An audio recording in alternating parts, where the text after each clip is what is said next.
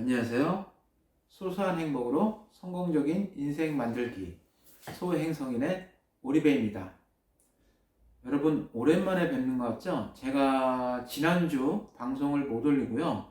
2주 만에 방송을 올리게 됐습니다. 2주 동안 제 생활에 그리고 제 주변에 많은 변화가 있었어요. 그동안 이제 제가 앞서 강의에 말씀드린 것처럼 한 30년 동안 그 전에 아파트에 살다가 이번에 이사하는 바람에 아파트를 옮겼습니다. 거주하는 곳으로 옮겨갖고 옮기다 보니까 이제 30년 동안 익숙해져 있는 환경에서 새로운 환경에 적응하기가 처음에는 힘들어요. 그런데 이전보다 나아진 삶의 이 변화를 느끼다 보니까 이런 그 정하기 힘든 과정도 더 나은 삶을 누리기 위한 대가라는 생각을 하다 보니까 이 어려움도 즐겁게 맞이할 수 있을 것 같더라고요. 그래서 지금은 어느덧 이사한 지 한 2주 정도 된 것 같고요. 이제 2주가 다 돼가는군요. 2주 정도 된 것 같고 이제는 조금씩 적응하기 시작했습니다. 아무튼 이 변화라는 건 참 좋을 수도 있고 나쁠 수도 있는데 새로운 변화에 지금보다 더 나은 변화가 있다면은 그 변화에 따른 대가는 치러도 좋을 것 같다는 생각을 한번 해봅니다. 자, 오늘은 제 39강 의욕이 앞서다 보니 라는 주제로 강의를 한번 시작해 볼까 합니다.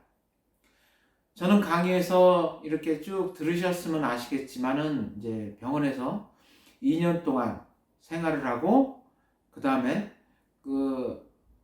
죽을 고비에서 기적적으로 다시 재활을 시작하고 그 다음에 정말 기적적으로 이 기증자 신청을 했는데 12일 만에 새로운 뇌사 이식 기증자가 나타나서 심장 투석에서 벗어나 이제 새로운 삶을 얻게 됩니다. 1년 동안 이제 감염 우려성이 있기 때문에 많이 주의를 해요. 그리고 1년이 딱 지난 끝에 이제 신났죠. 일단 가장 좋았던 게 이제 별건 아니지만 이제 소변을 볼 수 있다는 거, 편하게 언제든지 편하게 소변을 볼 수 있다는 거, 또 투석을 안 받는 거, 이 두 가지만 해도 너무 좋았습니다. 또 하나 가장 좋은 게 이제 지금까지 투석을 받으면서 힘들게 자격증을 따고 안마사 자격증을 따고 여러 가지 한 4년 5년을 여러 가지 이제 치료 기술을 배우게 됩니다. 그 수료증을 다 따고 나서 이제 제가 배운 이 모든 기술들을 써먹을 수 있다는 그런 기대감에 찹니다. 근데 주변에 제가 취업을 할 수도 있었는데요. 취업을 아직은 체력이 딸리고 제 성격 자체가 좀 꼼꼼해요. 좀 완벽주의적인 성격이라서 남 밑에서 일을 잘 못합니다. 그래서 처음 시작은 경험이 없었기 때문에 간단하게 조그맣게 이제 가게를 차려서 한번 시작해 볼까 했는데 서울엔 가게세도 비싸고 적응도 안 돼 있고 그런데 마침 무슨 공고 사이트가 있었어요. 거기서 수원에 자그마한 치료실이 하나 나왔다 그래서 그쪽으로 한번 보러 가게 됩니다. 사실 저희 어머니는 걱정이 많았죠. 제가 안 보이는 데다가 새로운 환경, 사실 서울을 떠나서 살아본 적은 없었거든요. 근데 이제 수원이라는 알 수 없는 그 오지라고 볼 수 있겠죠. 오지로 가서 생활을 한다니까 어머니는 불안했어요.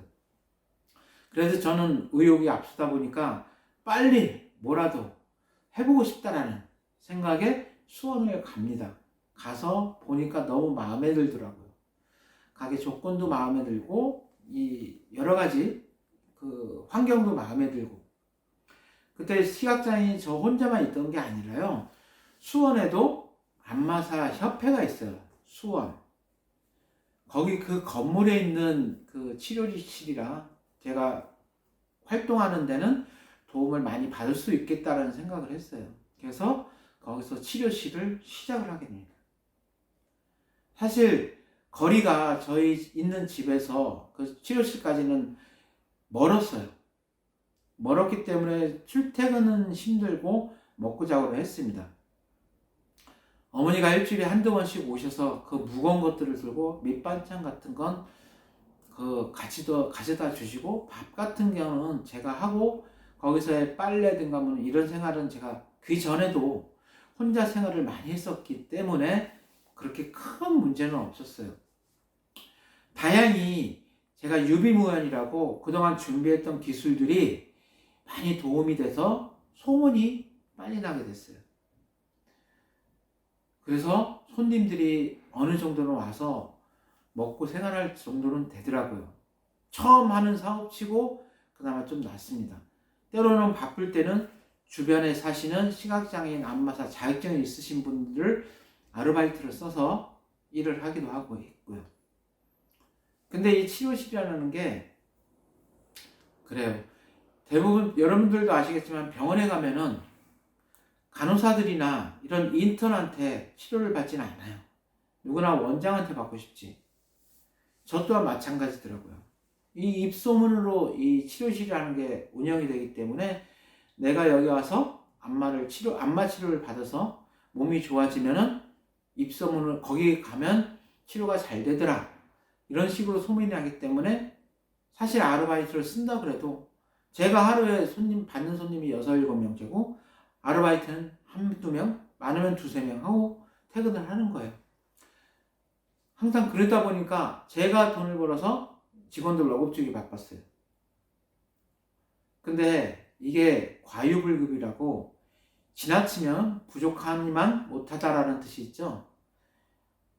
이 투석을 받고 병원에서 이 경험이 없는 상태에서 영업을 시작하다 보니 또한 많은 손님들을 경험을 하다 보니 어깨에 무리가 가더라고요. 그래서 어깨가 잘 때마다 슬슬 아파지더라고요. 이게 바로 오십견이더라고요. 심하게 어깨를 무리하게 썼을 때. 이 안마를 할 때요, 저희는 무릎을 꿇고 합니다. 서서 하시는 분들 있는데 저 같은 배울 때 무릎 꿇고 해서 무릎 꿇고 안마를 하다 보니까 이 무릎 꿇는 이유는 이 엉덩이의 힘을 어깨로 모아서 손에 힘을 줘서 하는 게 안마예요. 힘 주는 기술이에요, 그게. 그렇기 때문에 손가락 힘보다는 어깨의 힘으로 그 안마를 한다고 보시면 됩니다. 무리하게 안마를 하다 보니 어깨에 무리가 가고 오십견이 오고, 또한 무릎을 꿇고 하다 보니까 등치가 크신 분들 하면 세게 해줘야 돼요.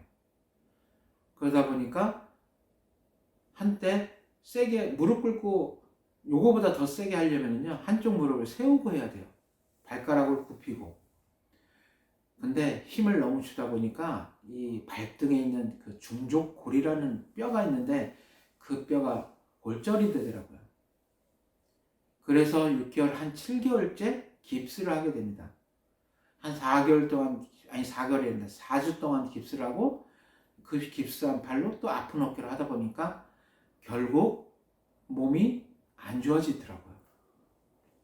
고민 끝에 영업은 잘 됐지만, 돈은 잘 벌었지만 건강이 또 나빠지기 시작했어요. 어깨가 망가지기 시작한 거예요. 그래서 큰 결단을 냈죠. 1년 딱 하고 나서 아는 친구한테 가게 인수를 하고 그만두고 서울에 올라오게 됩니다. 저는 이렇게 그 1년 동안 이 타지에서 돈은 많이 벌었지만은 또 어깨 건강을 잃어버려요. 그리고 집에 돌아와 어깨 치료를 받게 됩니다. 여러분, 지금 제 강의에 들으신 것처럼 의욕이 앞서다 보거나 또는 욕심이 과하다 보면은 놓치고 가는 것들을 잊게 돼요.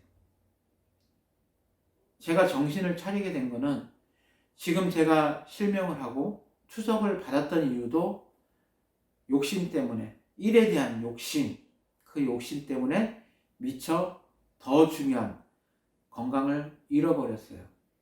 그리고 나서도 정신을 못 차리고 또 몸이 괜찮아지고 일을 할 수 있으니까 또 일에 미쳐서 어깨를 잃게 됩니다.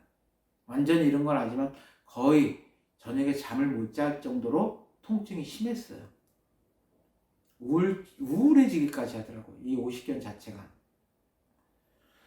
이렇게 저는 이제 의욕이 앞서다 보니까 놓치고 가는 것들이 많아요.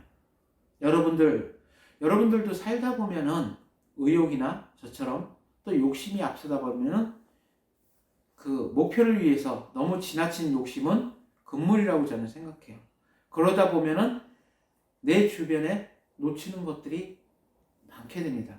또한 소중한 것도 잃을 수가 있거든요. 자, 여러분 지금 내가 바쁘게 정신없이 사시다 보면요. 잠깐 멈춰보세요. 멈춰보시고 내 뒤를 보거나 내 주위를 한번 돌아보십시오.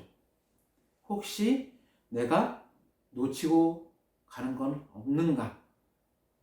잠깐 멈출 수 있는 여유를 한번 가져보세요.